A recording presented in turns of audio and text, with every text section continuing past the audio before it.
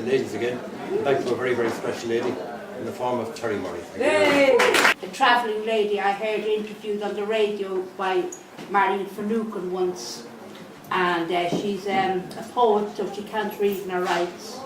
Travelling lady by the name of Chrissy Ward. So this is the poet in Ward's Fields. A daughter of Bridget tends a fire and invokes a blessing from the patron saint of smiths, smooths out the kinks and warps of our ancestry with stories, hammers myths of nomads on slivers of tin, rivets handles onto buckets, beaten into submission, on anvils of discarded engines, an alchemist smelting baser metals, while we bellow out old lies and bank down the ashes, afraid that travelling sparks might kindle chaos in the normalcy of houses, contaminate our culture with the truth. This second poem is called Cathy Dunbar. It's about a neighbour of mine. She has spina bifida, and she's in her 30s now. She turned into a fine little poet. So this is called Cathy Dunbar. On a thrown away day, I saw the poet revealed in our child's eyes as we followed the galloping herd of travellers' horses. High sweated stains of blurred images, hooved pounded stanzas on the tarmac, and we claimed the echoing riddles as our own. Schools cannot forge poets, teachers can try to define our words.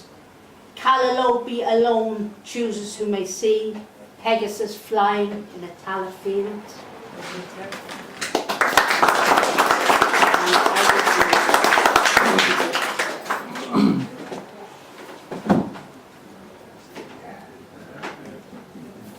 This is a poem in a pot for Liam. The garden is in bloom.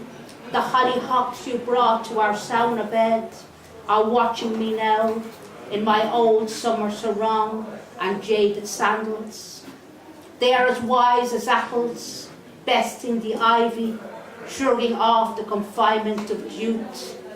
We are like pots, forgotten on the windowsill, cracks in the mirrors, chinks in our armours, like the old gods who knew the vulnerability of heels. There are days when we are as maligned as dandelions, as noxious as the root of mandrake. But today, as the bee sucks the last drop from the borage, we believe in something, but what it is, I cannot tell. All I see are star flowers, and you and me. We are moulded from the same roots, deep in winter clay. A warm welcome now to Brian Slaffy. Call it city dwellers, call it dancers, I call it different things, but a number of years ago in Dublin, when I was staying in Dublin for a short while, I decided to get up early in the morning and go into the city and stand in a doorway and watch the city come alive. And I want to write a poem about that. I can't remember the poems, it must have been crap. So this is one just on a touch on the same line, but to do with Limerick. We'll just call it City Dwellers. The burqa of night fallen, morning exposes the street's grey flat belly, rumbling to stomping feet fresh from their breakfast tables. Still fearing hunger pains, a script of dance, penned, then ripped, and kept in fisted hand a sheaf for memory built on last week's shopping list. Things to buy, where, from whom. The butcher, the baker, the candlestick maker, the grocer, the tailor, replacement inhaler. So the dance begins. The morning sun joins the quick step and mocks fashionable heels with mercurial shadows, stuck like paper wrappers, disappearing at the first sight of the cashier's till. The smell of coffee calls and tells you to sit al fresco, blowing clouds of smoke dreams at the sun, while fake tanned legs rest, extended, the neatly turned heel pointing its toe at the showcase Gucci wrapping purchased in another place, a year ago. Weary passers-by pretend they have no time for sipping tea, instead must hunt poster signs screaming sales that sell old stock, seconds from sister chains who couldn't sell it either. Soon it's time for home. Hanging from each arm, a 27-cent environmentally friendly plastic-coated slingshot. No one is going to argue you didn't get a bargain.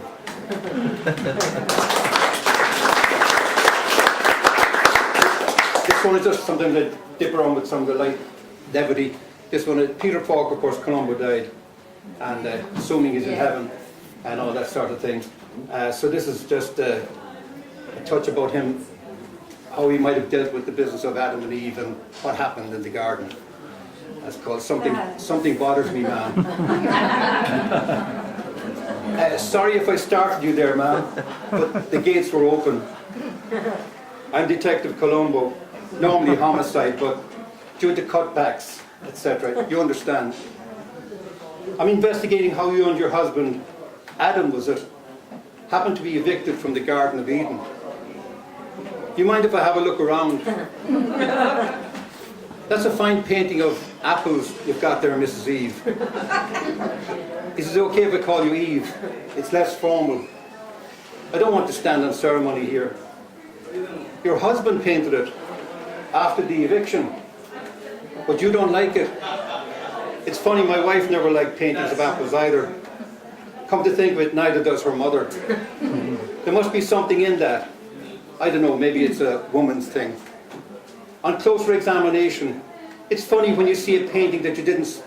It's funny that when you see something in a painting that you didn't see at the start. Like that one little apple there in the corner with the bite out of it. Prior to the day in question, can you describe a typical day? I understand you and Adam were very close prior to the eviction. You see, what bothers me, ma'am, is I understand just the two of you lived on this allotment. Is that right? But you had no children, right? I know this is difficult for you, Eve. Is it all right if I call you Eve? In your own words, what were the events leading up to the moment you found yourself being evicted? Did you hear or see anything unusual? So there you were, just the two of you in the garden, with the animals, the birds, and the bees. Did you and Adam have any enemies, animal, vegetable? As I said, that's a fine painting you've got there. Do you know, Eve, it's okay if I call you Eve, right? Apples remind me of detective work. You chomp away, working your way round and round, and then before you know it, there it is, the heart of the matter. Well, that's all for now. I'll be in touch. Have to pick the missus up at the garden centre above all places. You won't mind if I get back. Give my regards to Adam next time you see him. It's still okay to call you Eve, is it? Nice painting, that. Nice painting. Belfast cry. Cry my Belfast cry, fill your streets with tears. See the sinking sun of love, love, love between the fears of neighbour, leaving neighbour in pools of memory. Down a lane, now a name, blood red is fame. These hollow ideal thoughts, this sweet deceptive Christian notion. You hold my flag in love, our queen. I hold the dungeon rails and swear by God the Pope and Pale. The Provost will have his day. Down a lane, now a name, blood red is fame. My father's dead, my grandfather is also dead. Even my mother is dead. Still, all about me is also dead. Cry my Belfast, cry, cry, cry.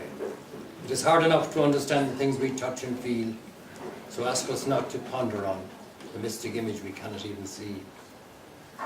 These well-garbed, chanting, theological, hypothetical, ranting trollops can amuse their spiritual minds with time, that's fine. I see only stark reality. Tins of ecclesiastical armour, packed and parcelled, labelled love, eat to kill. Cry my Belfast, cry, fill your streets with tears. See the sinking sun of love between the fears of neighbour, leaving neighbour in pools of memory. Down a lane, now a name, blood red is fame. And the other poem I have for you is Morning Thoughts at Battersea Park Road, a long time ago. Back as far, I think, as about 1974, 75. Early mornings take their toll. Peace from my private chapel. Salesian, send your message through this lonesome heart. Endless, impetuous enthusiasm to create things of lasting beauty. Memory of my people in marble stone. Thank you very much.